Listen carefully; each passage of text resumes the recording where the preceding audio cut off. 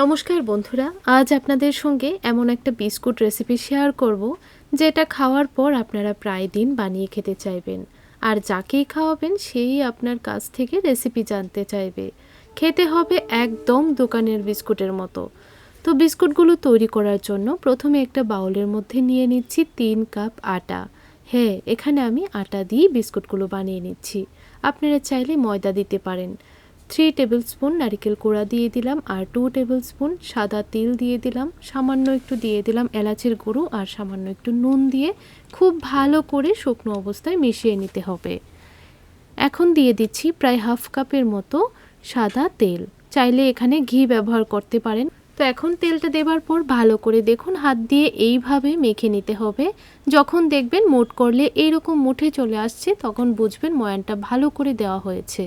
এখানে কিছু ভাজা বাদাম নিয়ে নিলাম, বাদামগুলোকে এইরকম আধ ভাঙ্গা করে গুঁড়ো করে নিয়েছি।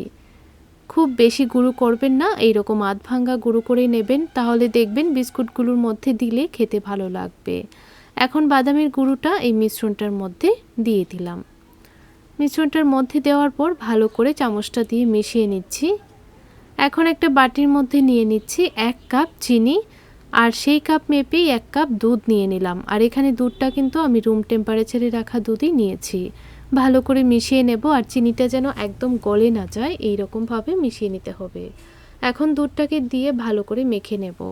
আর এখানে আমার 3 কাপ আটার সঙ্গে 1 কাপ দুধ লাগবে, সেই পরিমাণটা বুঝেই দুধটা নিয়েছি।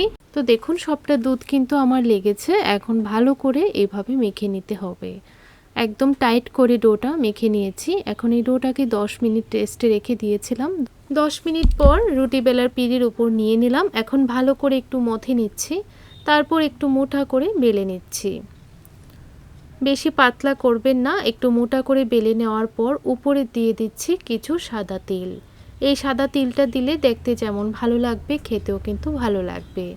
তো ভালো করে একটু চেপে চেপে সাদা তিলটাকে লাগিয়ে নিয়েছি। এখন গ্লাস দিয়ে এইভাবে কেটে নিচ্ছি। আপনাদের কাছে যদি কুকি কাটারটা থাকে সেই কুকি কাটার দিয়েও কেটে নিতে পারেন। তো বিস্কুটগুলোকে এখন প্লেটের মধ্যে তুলে নিচ্ছি আর বাদ বাকি যে এক্সট্রা অংশটা তুলে নিয়েছিলাম সেটা দিয়েও একই রকমভাবে বিস্কুট বানিয়ে নেব।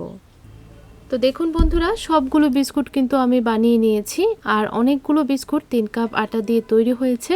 এখন কড়াইয়ের মধ্যে পরিমাণ মতো তেল দিয়ে তেলটাকে হালকা গরম করে নিয়েছি, তারপর বিস্কুটগুলোকে এক এক করে দিয়ে দিচ্ছি। সবগুলো বিস্কুট একসঙ্গে ভাজা যাবে না, তাই আমি 2 থেকে 3 বারে ভেজে নেব। প্রায় 2 মিনিট গ্যাসের ফ্লেমটা লোতে রেখে দিয়েছিলাম। যখন দেখবেন এরকম গোল্ডেন একটা কালার চলে এসেছে তখন আপনারা উল্টিয়ে দেবেন। এখন গ্যাসের ফ্লেমটা লোতে রেখে উল্টিয়ে পাল্টিয়ে ভালো করে দেখুন ভেজে নিয়েছি। এই রকম কালার চলে আসলেই তেল থেকে ছেঁকে আপনারা নামিয়ে নেবেন। আপনাদের কাছে বিস্কুট রেসিপিটা কেমন লাগলো কমেন্ট করে জানাতে ভুলবেন না। ভিডিওটা দেখে ভালো লেগে থাকলে চ্যানেলটিকে সাবস্ক্রাইব করে রাখতে পারেন, লাইক শেয়ার করে আমার পাশে থাকবেন। তো বন্ধুরা, একটা বাটির মধ্যে সবগুলো বিস্কুট সার্ভ করে নিলাম আর কতটা মুচমুচে হয়েছে আপনাদেরকে একটু বিস্কুট ভেঙেও দেখিয়ে দিচ্ছি, দেখুন। আর এইভাবে বানিয়ে আপনারা 2 সপ্তাহ পর্যন্ত রেখেও খেতে পারবেন।